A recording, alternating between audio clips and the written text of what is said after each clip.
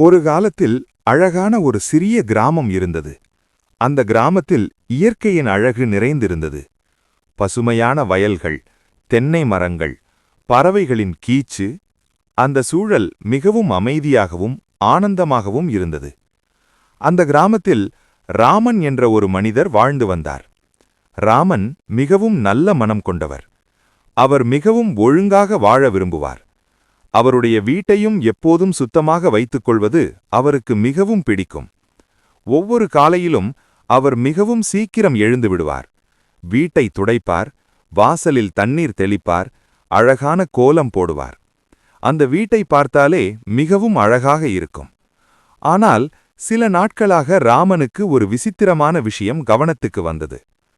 அவர் தினமும் வீட்டை சுத்தம் செய்தாலும் மறுநாள் காலை எழுந்து பார்த்தால் வீட்டின் மூலைகளில் மீண்டும் மீண்டும் ஒட்டடை தோன்றிக் கொண்டே இருந்தது. முதலில் ராமன் அதை பெரிய விஷயமாக நினைக்கவில்லை. இது சாதாரணம்தான் என்று நினைத்தார். ஆனால் நாளுக்கு நாள் அந்த ஒட்டடை அதிகமாக தோன்ற ஆரம்பித்தது. ஒரு நாள் காலை எழுந்து பார்த்தபோது வீட்டின் 3 மூலைகளிலும் பெரிய ஒட்டடை இருந்தது. அதை பார்த்த ராமன் மிகவும் ஆச்சரியப்பட்டார்.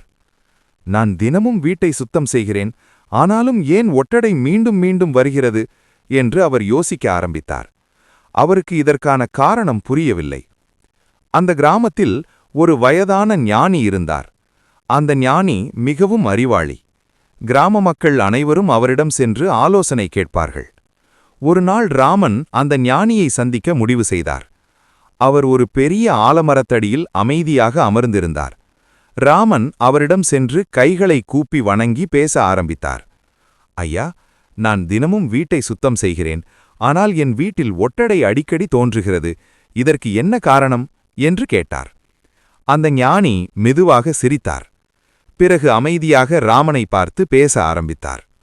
ராமா, இது ஒரு சாதாரண விஷயம் மட்டுமல்ல. நம்முடைய முன்னோர்கள் இதைப் பற்றி சில விஷயங்களை கூறி வைத்துள்ளனர். ராமன் அதை கேட்டதும் ஆர்வமாக கேட்டார். அது என்ன ஐயா? ஞானி கூறினார். பழமையான சாஸ்திரங்களில் வீட்டில் ஒட்டடை அதிகமாக இருப்பது அந்த வீட்டில் நின்று போன ஆற்றலை குறிக்கும் என்று சொல்லப்படுகிறது. வீடு சுத்தமாக இல்லாமல் இருந்தால் அல்லது வீட்டில் ஒளி காற்று சரியாக வரவில்லை என்றால் அங்கு இப்படி ஒட்டடை உருவாகும். அவர் மேலும் கூறினார், அதனால்தான் நம்முடைய முன்னோர்கள் ஒவ்வொரு நாளும் காலை வீட்டை துடைக்கச் சொன்னார்கள். வாசலில் தண்ணீர் தெளித்து கோலம் போடச் சொன்னார்கள். அப்படி செய்தால் வீட்டில் நல்ல சக்தி வரும் என்று அவர்கள் நம்பினார். ராமன் மிகவும் கவனமாக அந்த ஞானியின் வார்த்தைகளை கேட்டுக்கொண்டிருந்தார். ஞானி தொடர்ந்து கூறினார், வீடு என்பது ஒரு கட்டிடம் மட்டுமல்ல, அது நம்முடைய வாழ்க்கையின் மையம்.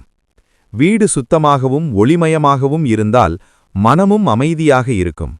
அதனால்தான் முன்னோர்கள் வீட்டு சுத்தத்துக்கு அதிக முக்கியத்துவம் கொடுத்தார்கள். அதேபோல் வீட்டில் தினமும் தீபம் ஏற்றி வழிபட வேண்டும் என்று கூறினார்கள்.